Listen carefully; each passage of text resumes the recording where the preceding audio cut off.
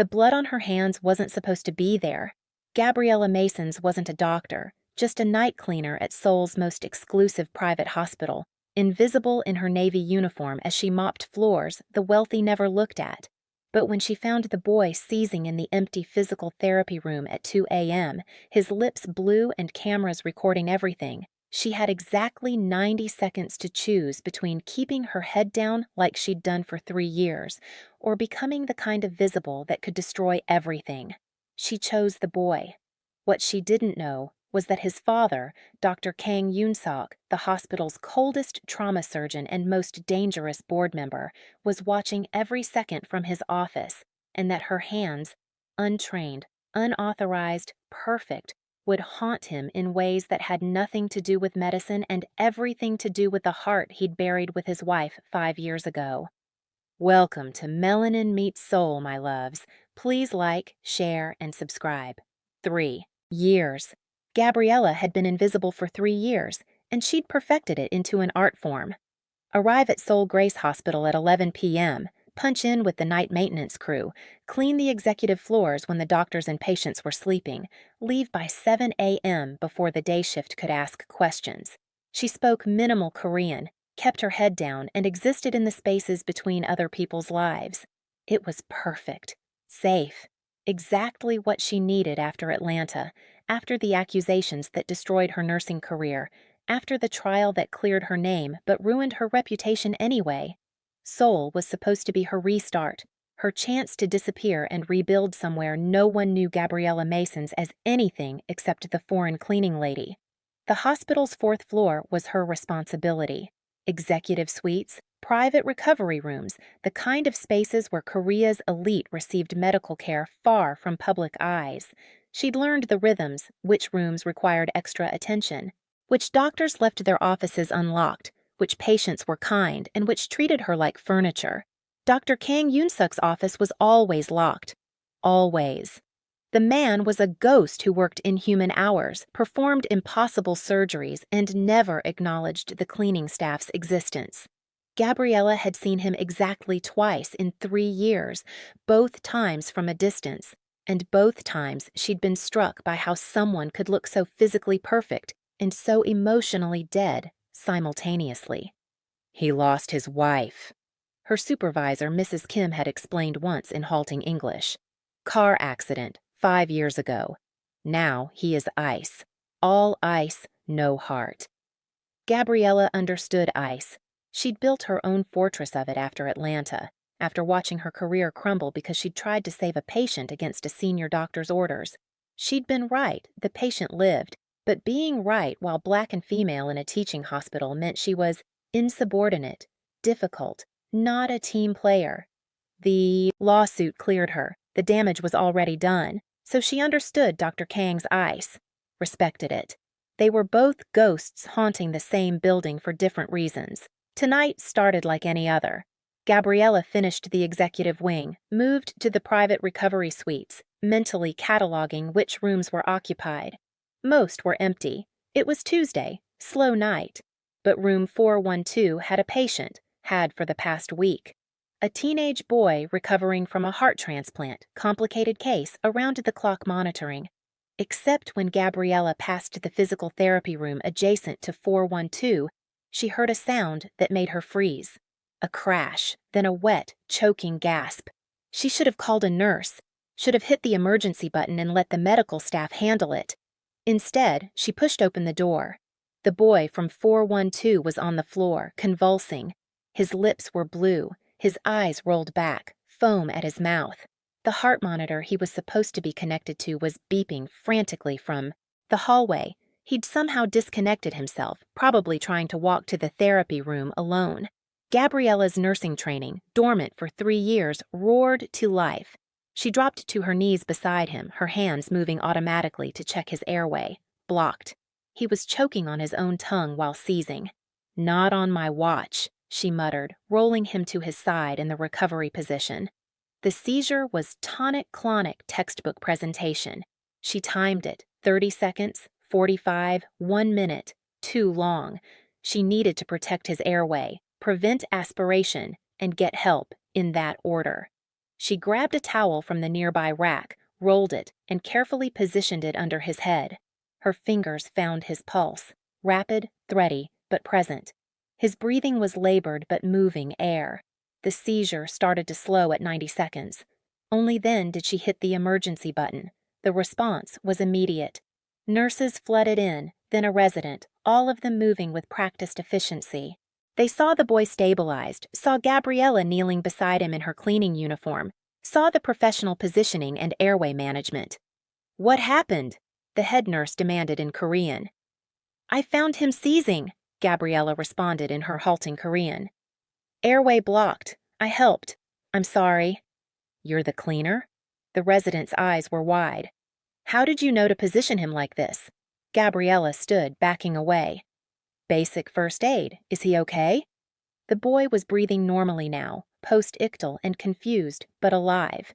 The medical team swarmed him, checking vitals, reconnecting monitors, calling for the attending physician. "You should go," the head nurse told Gabriella quietly. "Dr. Kang will have questions about how his son ended up seizing in a therapy room alone." His son. The boy was Dr. Kang's son. Gabriella fled before anyone could ask more questions. She finished her shift in a daze, her hands shaking as she mopped floors. She'd exposed herself, used medical knowledge she wasn't supposed to have, touched a patient without authorization. She could be fired, deported, investigated. At 7 a.m., she punched out and headed home to her tiny one-room apartment in Itaewon, exhausted and terrified and unable to stop seeing that boy's blue lips. What Gabriella didn't know was that Seoul Grace Hospital had cameras everywhere, and Dr. Kang Yoonseok had watched everything. Yoonseok sat in his office at 3 a.m., the security footage playing on loop on his computer screen. He'd been in surgery when Minho seized, didn't get the emergency page until his son was already stabilized. By the time he reached the recovery floor, Minho was sleeping peacefully. The crisis passed. "Who found him?" Yoonseok had demanded. "The night cleaner," the head nurse reported. She knew what to do, positioned him perfectly, protected his airway, like she had medical training. "The cleaner?" Yoonseok's voice was sharp. "Where is she?" "She left before you arrived. Her shift ended." Now, alone in his office, Yoonseok watched the security footage for the 5th time. The woman in the Navy cleaning uniform moved with absolute confidence, no hesitation. She assessed Minho in seconds, positioned him properly, monitored him continuously while waiting for help. Her hands were steady, her movements textbook perfect. She wasn't a cleaner. Or she was, but she'd been something else before. Yoonseok froze the frame on her face as she bent over Minho. She was beautiful. Dark skin, natural hair pulled into a ponytail, strong features set in concentration. But it was her hands he kept returning to. Capable hands, healing hands, hands that saved his son's life. He pulled up her employment records. Gabriella Masons, 31, American citizen, working at Seoul Grace for 3 years on a work visa. Previous employment listed as hospitality industry. No medical background noted. But Yoonseok hadn't spent 15 years as a surgeon without learning to recognize medical training when he saw it. The way she'd checked Minho's airway, monitored his breathing, timed the seizure, that wasn't basic first aid. That was professional assessment. Who was Gabriella Masons, and what was she hiding? By the time Gabriella returned to work that night, she'd convinced herself everything would be fine. One small incident, patient saved, no harm done. She'd slip back into invisibility, and everything would continue as before. Mrs. Kim's expression when Gabriella punched in told her otherwise. "Dr. Kang wants to see you," Mrs. Kim said in Korean, her face worried. "In his office. Now." Gabriella's stomach dropped. "Why?" "About last night. About his son."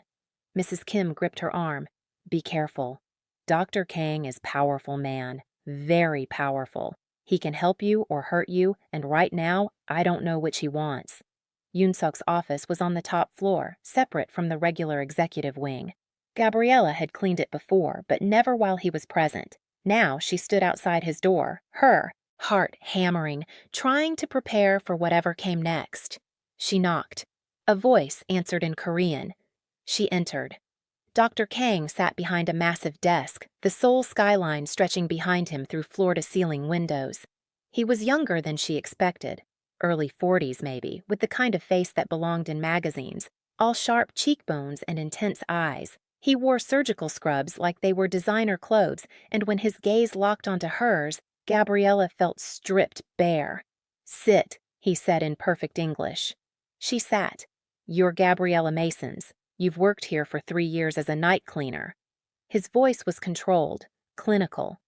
"Last night, you found my son seizing and provided medical intervention that potentially saved his life. I want to know how a cleaner knows advanced airway management." Gabriella's mouth went dry. "Basic first aid training, Dr. Kang. I took a course in—" "Don't lie to me." He leaned forward. "I watched the security footage. Your assessment was professional, immediate, perfect. You monitored him like someone with significant medical experience. So I'll ask again. Who are you really?" She could lie, should lie, but something about his directness, his lack of games, made Gabriella choose honesty instead. "I was a nurse," she said quietly, "in Atlanta. Trauma ICU. I lost my license 3 years ago." "Why?" "I saved a patient against a senior doctor's orders. He wanted to wait for an attending. The patient was coding. I intubated without authorization." Gabriella met his eyes. "The patient lived. I was fired for insubordination. The hospital settled my wrongful termination suit, but my reputation was destroyed. No hospital in the U.S. would hire me." Yoonseok studied her for a long moment. "So you came to Seoul and became invisible." "I came to Seoul and survived. By hiding your abilities, by mopping floors when you could be saving lives." His voice held something that might have been disappointment. "That's waste." "That's reality." Gabriella stood. "Dr. Kang, I'm sorry I touched your son without authorization. It won't happen again. If you want to fire me, I understand. Sit down." "Not a request." "I'm not firing you." She sat slowly. Yoonseok opened a folder on his desk. "My son, Minho, is 17. He received a heart transplant 6 weeks ago. The surgery went well, but he's having rejection episodes. Last night's seizure was triggered by medication interactions we're still trying to balance. He requires constant monitoring, but he's also a stubborn teenager who disconnects himself from machines when he thinks no one's watching." "Why are you telling me this?" "Because I need someone watching him who actually knows what they're looking at." Yoonseok slid a paper across the desk. "This is a contract. Private nursing position, overnight shift, monitoring Minho in his recovery suite. The pay is 4 times what you make cleaning." Gabriella stared at the contract. "You want to hire me as a nurse? I don't have a Korean medical license. I can't legally practice here." "You can as a private duty nurse in a non-hospital setting. Minho's recovery suite is technically a private residence I'm renting within the hospital. Different legal jurisdiction." His eyes held hers. "I've already cleared it with administration. You can't just— I'm not qualified anymore. I haven't practiced in 3 years." "You saved my son's life last night with 90 seconds of assessment and 0 resources. You're more qualified than half my staff." Yoonseok stood, moving around the desk. "I'm not asking you to run codes or manage complex cases. I'm asking you to sit with my son overnight, monitor his vitals, and call for help if something goes wrong, which you've already proven you can do perfectly." "Why me?" He was quiet for a moment. "Because when I watched that security footage, I saw someone who acted on pure instinct to save a dying child. Not because it was her job, not because she'd be rewarded, but because she couldn't stand by and do nothing." His voice dropped. "That's rare. In my experience, that's precious, and my son deserves someone like that watching over him." Gabriella looked at the contract, her mind racing. This was dangerous. She'd be visible, exposed, using medical skills she'd buried for 3 years. If anyone investigated her background, found the details of her termination, she could lose everything. But the alternative was continuing to hide. continuing to waste her training, continuing to pretend she was less than she was. I need to think about it, she finally said. You have until tomorrow night. Yoonseok returned to his desk. Minho's current overnight nurse is leaving at the end of the week. I need a replacement by then. Gabriella stood, the contract clutched in her hand. Can I ask you something? Yes? Why do you care so much? You barely know me. For all you know, I could be lying about everything. Yoonseok's expression shifted, something human, flickering beneath the ice. Because 5 years ago, my wife died in a car accident while I was in surgery. By the time I got to her, it was too late. I've spent every day since then wondering if someone like you had found her first, someone who couldn't stand by and do nothing. Would she still be alive? He met her eyes. I can't save my wife, but I can make sure my son has the best possible chance. And right now, that's you. The vulnerability in his admission shocked her. This cold, controlled man was offering her his pain like a gift, like explanation, like trust. I'll give you my answer tomorrow, Gabriella said softly. She left his office with the contract and a feeling that her carefully constructed invisible life was about to shatter completely. That night, Gabriella couldn't sleep. She sat in her tiny apartment, staring at the contract, weighing everything. The money was substantial, enough to actually save, to build a future. The work was what she was trained for, what she loved. But the risk was enormous. She thought about Minho's blue lips, his seizing body, the absolute certainty she'd felt that she could help. She thought about 3 years of hiding, of pretending to be less capable than she was, of watching her nursing skills atrophy. She thought about Dr. Kang's words. That's waste. He was right. She was wasting herself, and maybe it was time to stop. The next night, Gabriella arrived at the hospital early. She went straight to Yoonseok's office and knocked. Come in. She entered, the signed contract in her hand. I have conditions. Yoonseok looked up from his paperwork, one eyebrow raised. I'm listening. First, I want complete honesty about Minho's condition. Medical history, current medications, prognosis, everything. I can't monitor him effectively if I'm working blind. Agreed. Second, if there's an emergency, I make the medical decisions until a licensed physician arrives. No second-guessing, no questioning my judgment in the moment. Agreed. His eyes held something that might have been respect. Third, my past stays in the past. You don't investigate my termination. Don't contact my previous employers. Don't dig into why I really lost my license. You take me at my word, or you don't take me at all. Yoonseok was quiet for a long moment. What aren't you telling me? Things that don't matter anymore. Gabriella met his eyes. Do we have a deal or not? He stood, extending his hand. We have a deal. You start tomorrow night.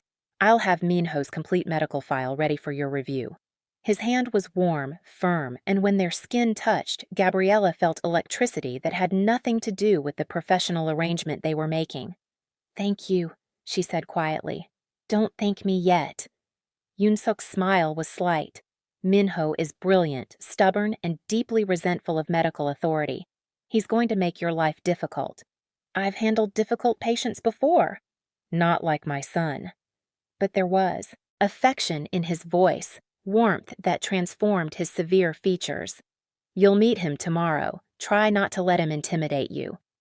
The next evening, Gabriella arrived at Minho's recovery suite with a mixture of nervousness and excitement. The suite was beautiful, more luxury apartment than hospital room, with a bedroom, sitting area, and medical equipment discreetly integrated into the design. Minho sat in bed with his laptop, a thin teenager with his father's sharp features and a scowl that could freeze water.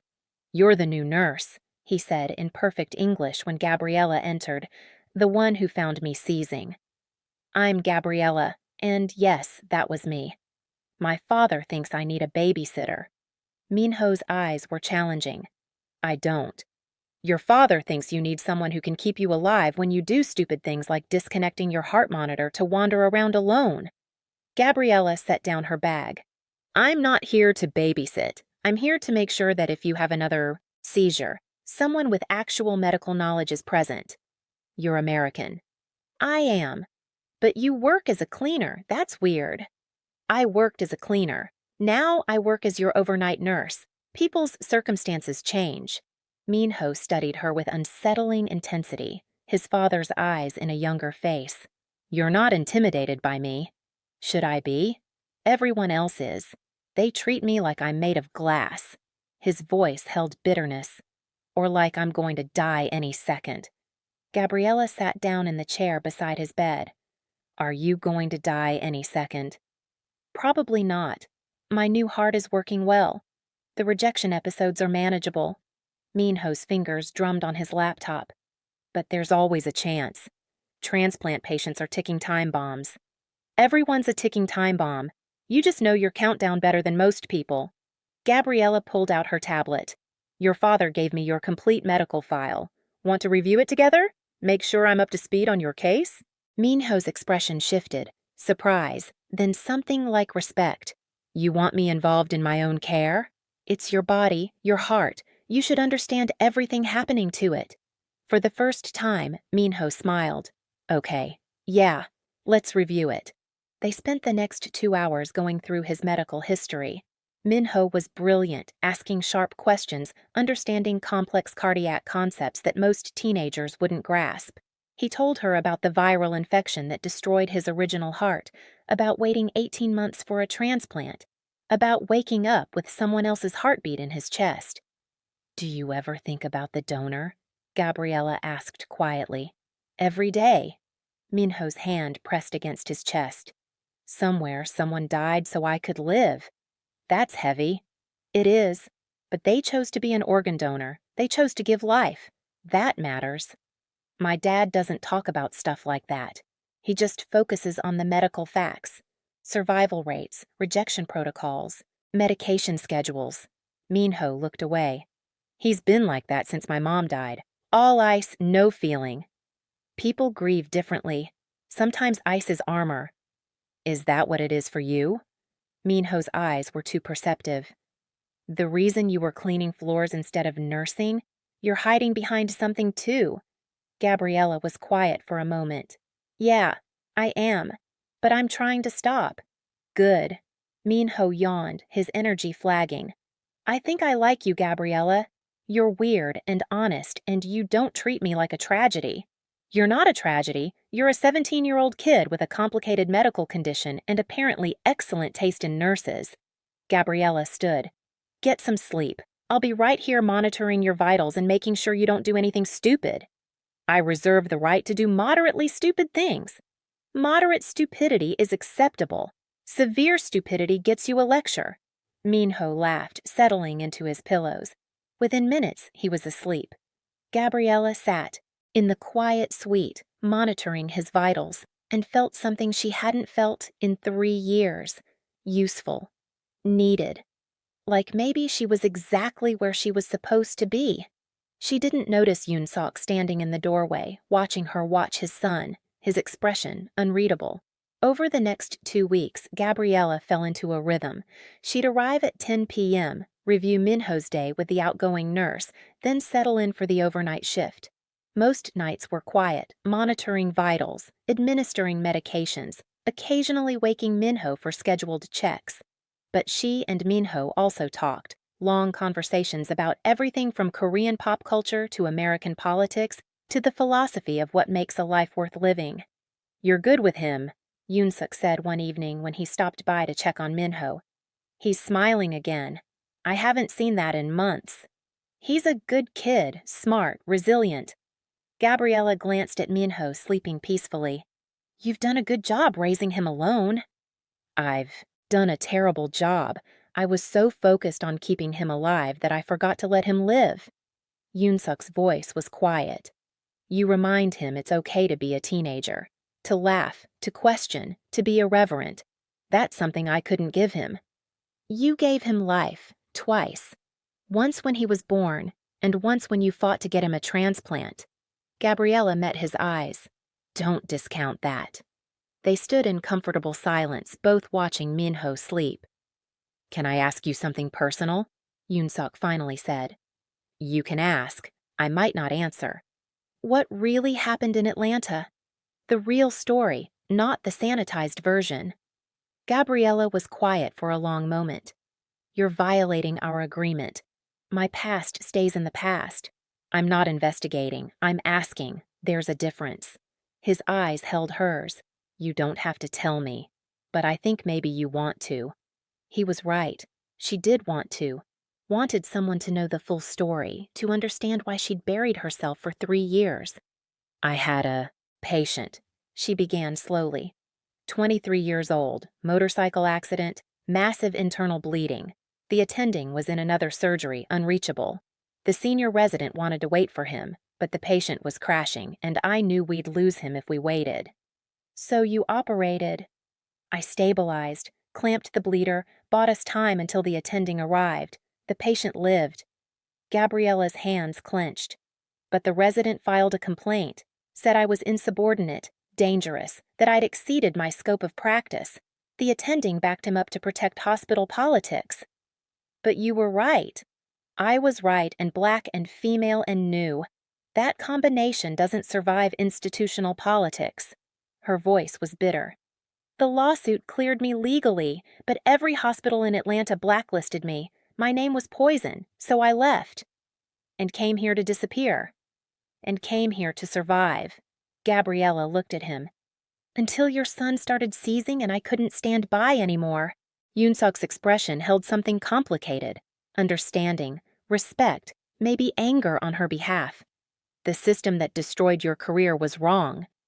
The system protects itself. I was collateral damage. You were a good nurse who trusted her training over politics. That's admirable, not punishable. He stepped closer. I'm glad you couldn't stand by.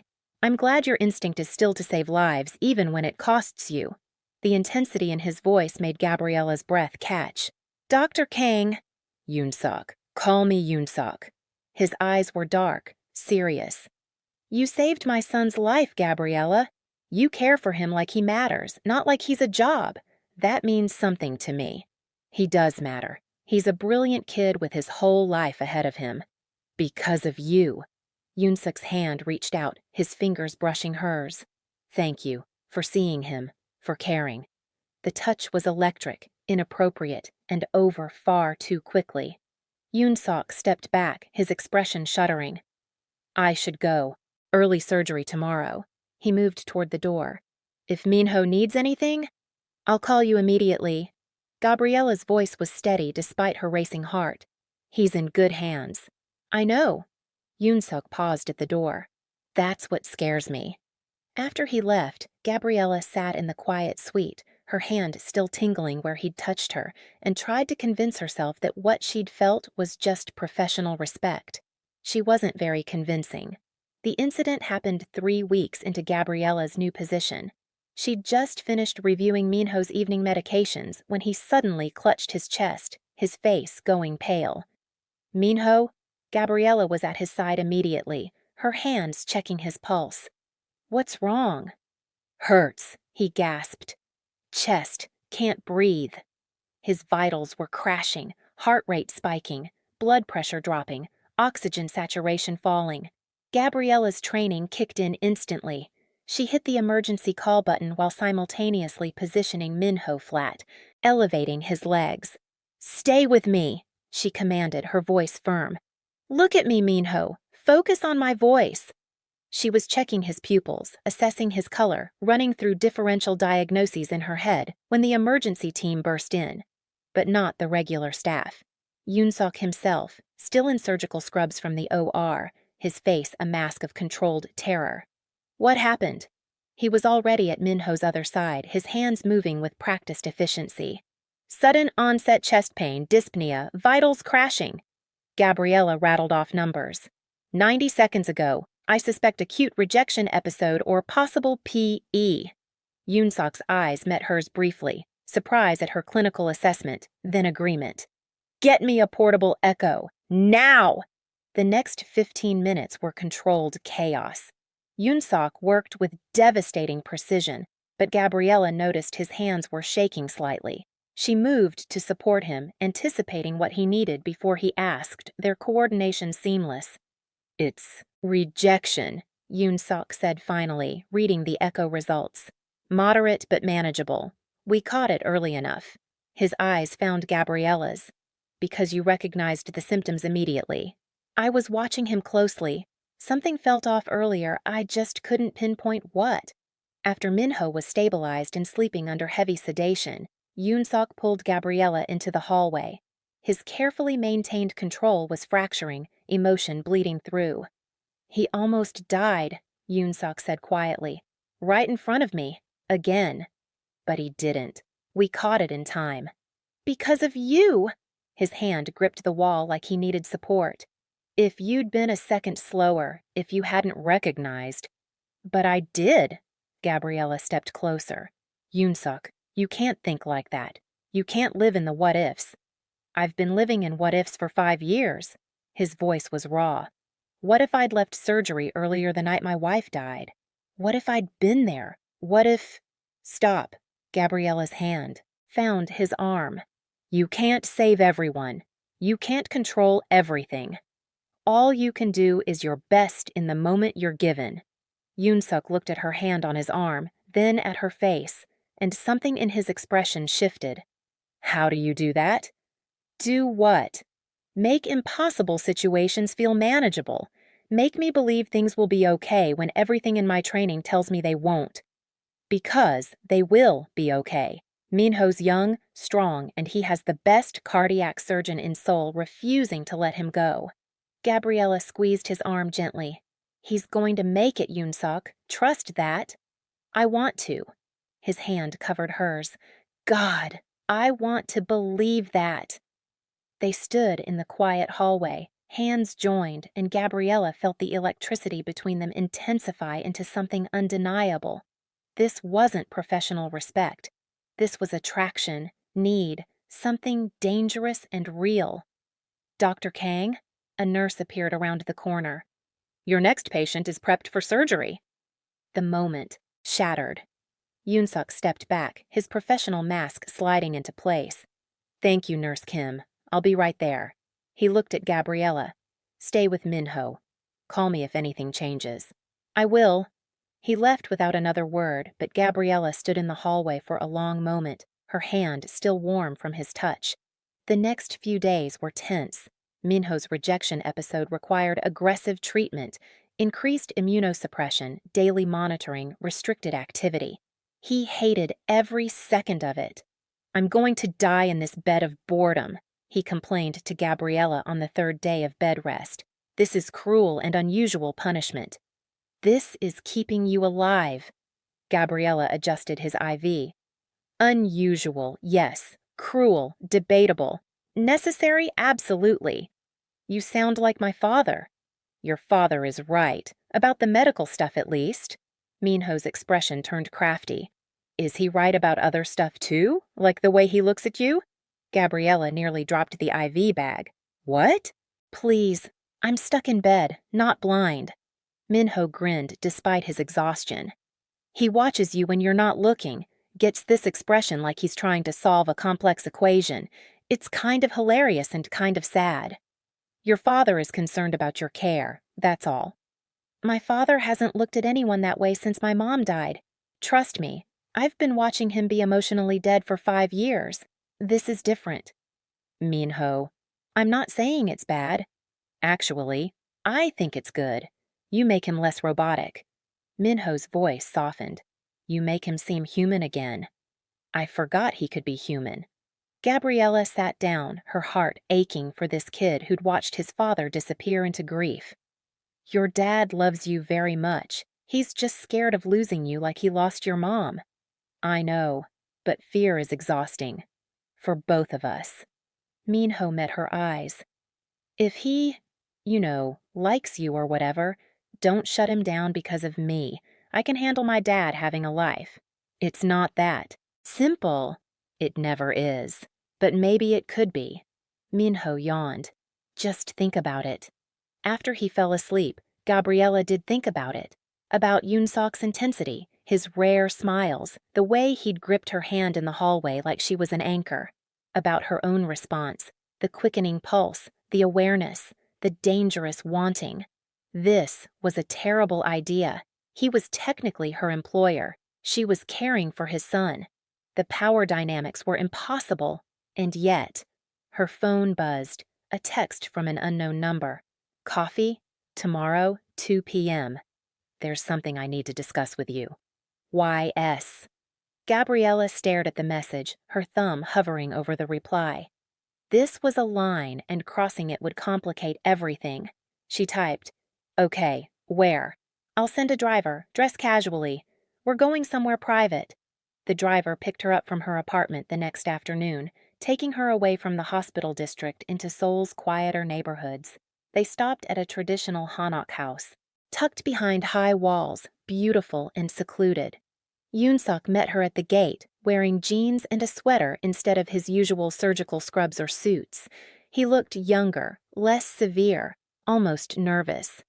"This is my house," he said, gesturing to the hanok.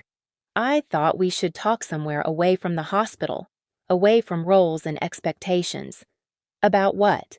Gabriella followed him inside. The interior was stunning, traditional architecture with modern comforts, filled with warmth despite the minimalist aesthetic. Photos lined the walls, and Gabriella caught glimpses of a younger Yoonseok with a beautiful woman and a small boy. "That's Yoona," Yoonseok said, following her gaze. "My wife, and Minho when he was 12, right before she died. She was beautiful. She was everything." His voice was quiet. "Brilliant, kind, passionate about literature, and terrible at cooking. She made me laugh, made me think, made me want to be better than I was." "You still love her?" "I'll always love her. But she's been gone 5 years, and somewhere in that grief I forgot how to be alive." Yoonseok turned to face Gabriella. "Until you showed up on my security footage, saving my son with hands that knew exactly what to do." Gabriella's breath caught. "Yoonseok, let me finish." He stepped closer. "I've spent 3 weeks trying to convince myself that what I feel is just gratitude, that I'm just relieved Minho has good care. But it's not just that, Gabriella. When I see you with my son, when you challenge me in medical discussions, when you look at me like I'm a person instead of a position, I feel something I thought I'd buried with my wife." "What do you feel?"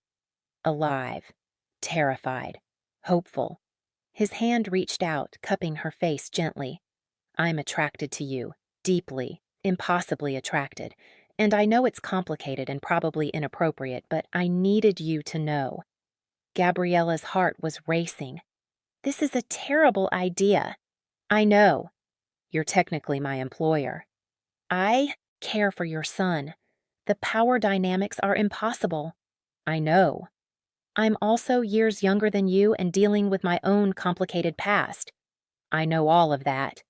Yoonseok's thumb traced her cheekbone. "But I'm 45 years old, Gabriella.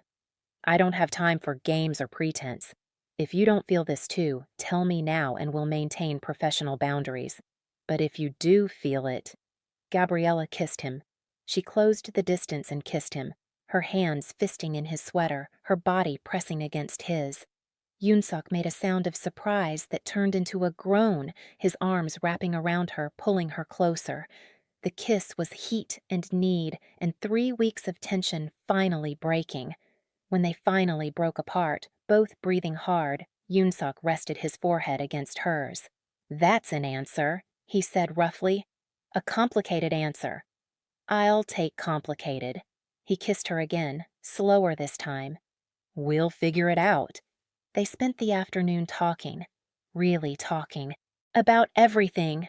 Yoonseok told her about his marriage, the joy and the fights, the way Yoona challenged him, the crushing guilt he felt for being in surgery when she died. Gabriella told him about Atlanta, about the patient she saved and the career she lost, about 3 years of hiding. "You're not hiding anymore," Yoonseok said, his hand laced with hers on the sofa. "You're brilliant, capable, exactly who you were meant to be." "I'm a nurse without a license working under the table." You're a healer who followed her instincts and saved lives despite a system designed to punish that." His eyes were serious. "I'm working on something.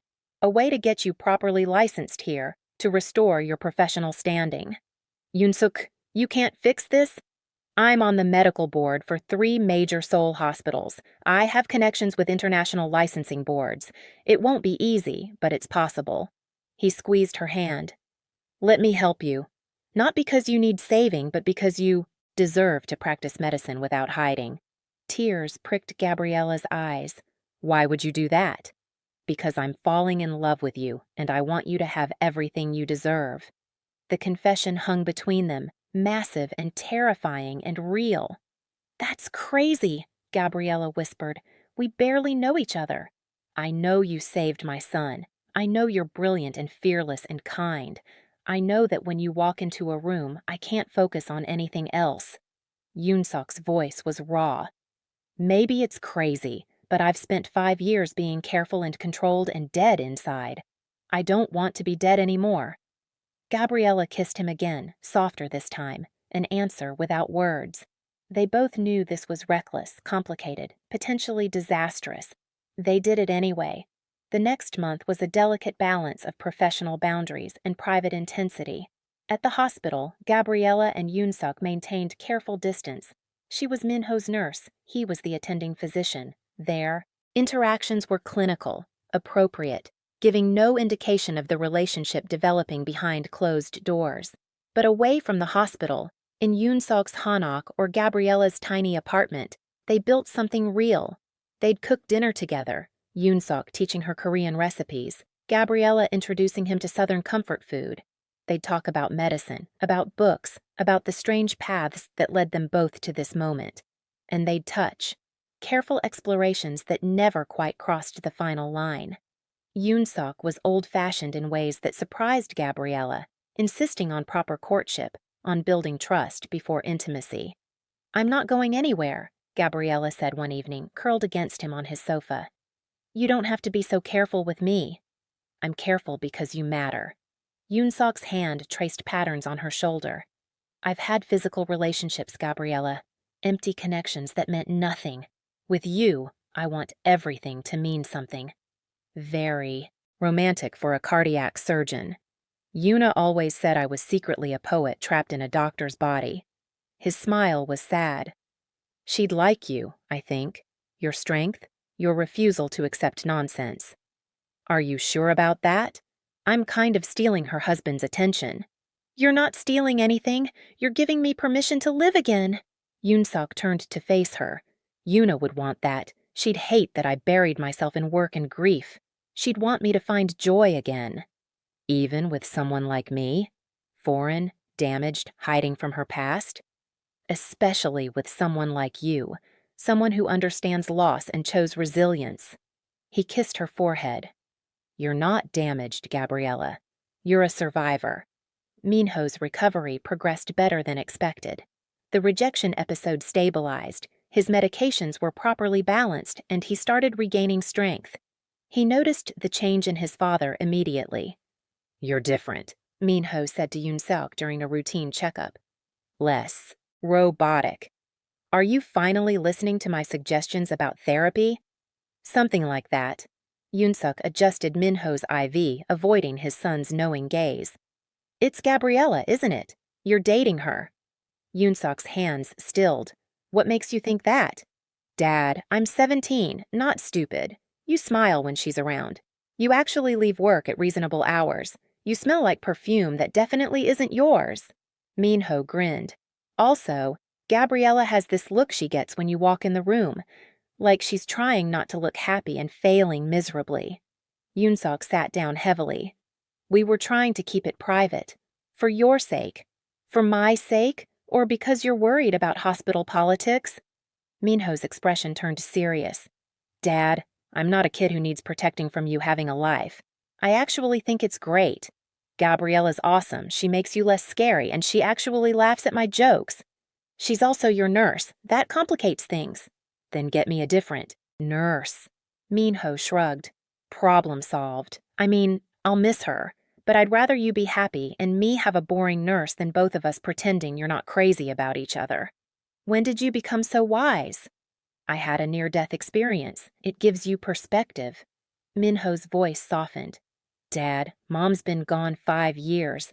She wouldn't want you alone forever, and Gabriella is good people. If you love her, stop hiding it. Yoonseok felt his chest tighten with emotion. I do love her. It terrifies me. Good. Love should be terrifying. Otherwise it doesn't matter enough. Minho reached out, squeezing his father's hand. Take the risk, Dad. I'll be fine. That evening, Yoonseok told Gabriella about the conversation. They were in his study, her curled in the reading chair while he reviewed patient files. He gave us permission, Gabriella said slowly. That's both sweet and weird. That's Minho. Mature beyond his years because he's faced mortality too early. Yoonseok set aside his work. But he's right. We shouldn't hide anymore. What are you suggesting? I'm suggesting we stop pretending this is casual. Stop hiding our relationship from the hospital. He crossed to her, taking her hands. I'm suggesting I hire a different overnight nurse for Minho so there's no conflict of interest, and you start working with me properly, as my partner, in the new cardiac unit I'm opening. Gabriella's breath caught. Yoonseok, I can't work as a nurse here. I don't have licensing. You will. I've been working on it. He pulled out a folder. I contacted the Korean Medical Licensing Board. With my recommendation and your credentials from Atlanta, they're willing to fast-track your nursing license. It'll take 3 months of supervised practice, but it's possible. You did this without asking me? I did this because I believe in you, because watching you hide your abilities is painful. His eyes were intense. I want you working beside me, Gabriella, using your skills, fully, not hiding in the shadows. And us? Our relationship? We disclose it properly, to administration, to the board. There are policies for workplace relationships, especially when we're no longer in a direct power dynamic. Yoonseok cupped her face. I'm not hiding you. I'm not ashamed of us. I want the world to know that I'm in love with the most brilliant, courageous woman I've ever met. Gabriella's tears fell, despite her attempts to hold them back. You're really serious about this? Completely serious. About your career, about us, about building a future together. He kissed her softly. What do you say? Ready to stop hiding? I'm terrified. Me too. Yoonseok smiled. But I'm also certain. Marry me, Gabriella. She stared at him. What? I know it's fast. I know we've only been together 2 months. But I'm 45 years old, and I've wasted enough time being careful and controlled. He pulled a small box from his pocket. I love you. I want to build a life with you. I want you beside me in surgery and at home and in every moment in between. Marry me. The ring was simple, elegant, a sapphire surrounded by small diamonds. Gabriella looked at it, then at Yoonseok's face, seeing the vulnerability there, the hope, the love. This is absolutely insane, she said. I know. We barely know each other. Your son is still recovering. My career is a mess. The hospital will have opinions. My family in Atlanta will lose their minds. I know all of that. Yoonseok's voice was steady. But I also know that life is short and unpredictable, that waiting for the perfect moment means missing the real ones, that I love you, and I want to spend whatever time I have making you happy. Gabriella thought about 3 years of hiding, about the version of herself she'd buried to survive, about this impossible, brilliant, damaged man who saw her completely and chose her anyway. Yes, she whispered. Yes, I'll marry you. Yoonseok's smile was blinding. He slipped the ring on her finger, then kissed her with an intensity that stole her breath. When they finally broke apart, both crying and laughing, Gabriella felt something she hadn't felt in years. Hope. Real, terrifying, beautiful hope. The announcement to the hospital administration went better than expected. Yoonseok's position on the board and Gabriella's clear qualifications helped, as did the fact that she'd be transitioning away from direct patient care of Minho. The licensing board approved her application for supervised practice, contingent on passing the Korean nursing exam. Gabriella studied obsessively, her medical Korean improving dramatically under Yoonseok's patient tutoring. 3 months later, she passed the exam on her first attempt. "I told you," Yoonseok said, spinning her in celebration in his office. "Brilliant. Absolutely brilliant." "I had a good teacher." Gabriella kissed him. "And good motivation." Minho's reaction to the engagement was characteristically direct. "Finally! I thought Dad was going to chicken out and just date you forever. This is much better." "You're okay with this?" Gabriella asked. "Really okay?" "Gabriella, you saved my life. You make my dad actually smile. You're going to be an amazing stepmom even though I'm almost 18 and will be in college soon." Minho hugged her. "I'm more than okay. I'm happy." The wedding was small, intimate. Just close friends, Minho, and a handful of colleagues. Gabriella's sister flew in from Atlanta, crying through the entire ceremony.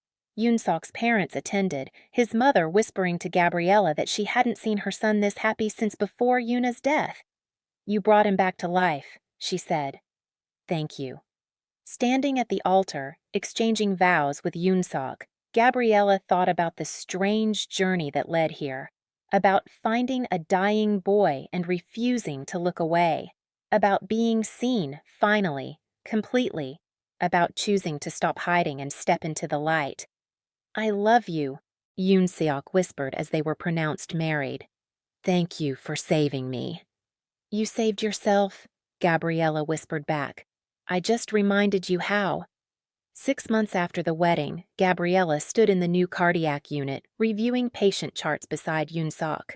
She wore scrubs now, her nursing license proudly displayed, her skills fully utilized. The unit was her project as much as his, her input shaping everything from equipment selection to patient care protocols. "Dr. Chen Kang?" A resident approached nervously. "We have an incoming trauma, motorcycle accident, suspected cardiac injury." Dr. Kang asked if you'd assist. Gabriella looked at Yoonseok, who was already gloving up. "Ready?" he asked. "Always." They moved together into the trauma bay, their coordination seamless, built on trust and respect and love. The patient was young, critical, exactly the kind of case Gabriella had been fired for treating in Atlanta. This time, no one questioned her judgment. No one suggested. Waiting. Yoonseok listened to her assessment, incorporated her insights, and together they saved a life. Afterward, scrubbing out side by side, Yoonseok caught her hand. "What you did in there was brilliant," he said quietly. "We did it together." "We did. That's what partnership looks like." He kissed her temple. "I'm proud of you, of us, of everything we've built." That evening, Gabriella came home to the hanok they now shared, finding Minho in the kitchen attempting to cook dinner. "It's probably terrible," he warned, "but I wanted to celebrate. My latest cardiac check showed 0 rejection. I'm officially stable." "Minho, that's amazing." Gabriella hugged him. "I know, right? The doctor said I can start college in the fall. Normal life, normal schedule, everything." He grinned. "Well, as normal as life gets when your dad is a famous surgeon and your stepmom is a medical badass." "Language," Yoonseok said, entering the kitchen, but he was smiling. They ate Minho's questionable cooking together, laughing and talking, 3 people who'd found family in unexpected ways. Later, after Minho retreated to his room to video call friends, Gabriella and Yoonseok sat on their bedroom balcony, watching Seoul's lights.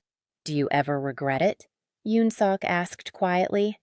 "Leaving Atlanta, losing your career, all the pain that brought you here?" Gabriella thought about it honestly. "I regret the injustice. I regret the people who valued politics over patient care, but I don't regret where it led me. To this city, to that hospital, to a dying boy I couldn't walk past. To me. To you." She leaned against him. "To us. To this impossible, beautiful life we built from broken pieces." Yoonseok's arm tightened around her. "I used to think love was weakness, that caring too much made you vulnerable. And now? Now I think love is the bravest thing we do, choosing someone despite all the ways it could hurt, opening yourself to pain because the joy is worth it." He turned her. face toward his. "You taught me that." "We taught each other." They sat in comfortable silence, two healers who'd learned that sometimes the wounds that bring you together are the ones that make you whole. 3 years later, Gabriella stood in the same hospital where she'd once pushed a mop, now wearing a white coat with her name embroidered on it. Dr. Gabriella Masons Kang, cardiac nurse practitioner. She'd completed her advanced degree. Her thesis on post-transplant care protocols now required reading in the unit. Minho was thriving at university in London, video calling weekly with stories of student life and tentative mentions of a girlfriend. Yoonseok had been promoted to chief of cardiac surgery, his innovations in transplant procedures saving lives across Asia. And Gabriella was pregnant. She'd told Yoonseok that morning, watching his face cycle through shock, joy, and pure wonder. Now, as she reviewed patient charts, her hand occasionally drifted to her still flat stomach, marveling at the life growing there. "Dr. Chen Kang?" A young nurse approached. "We have a new admission. 17-year-old post-transplant having rejection episodes. The family specifically requested you." "Of course. Send me the file." As Gabriella reviewed the case, she thought about that night 3 years ago when she'd found Minho seizing. How one choice, to act instead of hide, to be seen instead of invisible, had changed everything. She'd lost her career in Atlanta, found her calling in Seoul, lost her anonymity, found her family, lost her fear, found her courage, and discovered that sometimes the things that break you are exactly what you need to become whole. That evening, she came home to find Yoonseok cooking dinner, music playing, their life a beautiful chaos of medicine and love and hope. "I have news," he said, pulling her close. "The hospital board approved my proposal. We're opening a program to help international medical professionals get licensed in Korea. Fully funded comprehensive support." "Yoonseok, that's incredible." "It's necessary. How many brilliant doctors and nurses are hiding because one mistake destroyed their careers? How many Gabriellas are out there wasting their gifts because the system failed them?" His eyes were intense. "We can change that. Give people second chances." "We can change that," Gabriella agreed. "Together." He kissed her, soft and sure, and Gabriella thought about the security camera footage that started everything, about being seen when she thought she was invisible, about finding love in the last place she expected, about a dying boy and the hands that couldn't walk away. She'd come to Seoul to hide. Instead, she'd found everything she didn't know she was searching for. Listen. If Gabriella going from invisible night cleaner to celebrated cardiac nurse practitioner while finding love with Seoul's most closed-off surgeon didn't have you sobbing, I don't know what will. The way he watched that security footage over and over. The way he saw her true self through those 90 seconds. The way he not only fell in love, but fought to restore her career. This is what we mean by a man who sees you. If you're obsessed with stories where hidden brilliance gets recognized, where career redemption meets unexpected love, where being seen is more intimate than any touch, smash that like button. Comment which scene destroyed you. Was it the security footage discovery, the hallway hand-holding, or that sapphire ring proposal? And if you're addicted to afro-korean medical dramas where love and healing go hand in hand, hit subscribe and turn those notifications on. I'm dropping new emotional stories every week featuring Black women who refuse to stay invisible and Korean men who see their worth. This is Melanin Meets Soul, where being seen changes everything. Like, comment, subscribe, and I'll see you in the next story.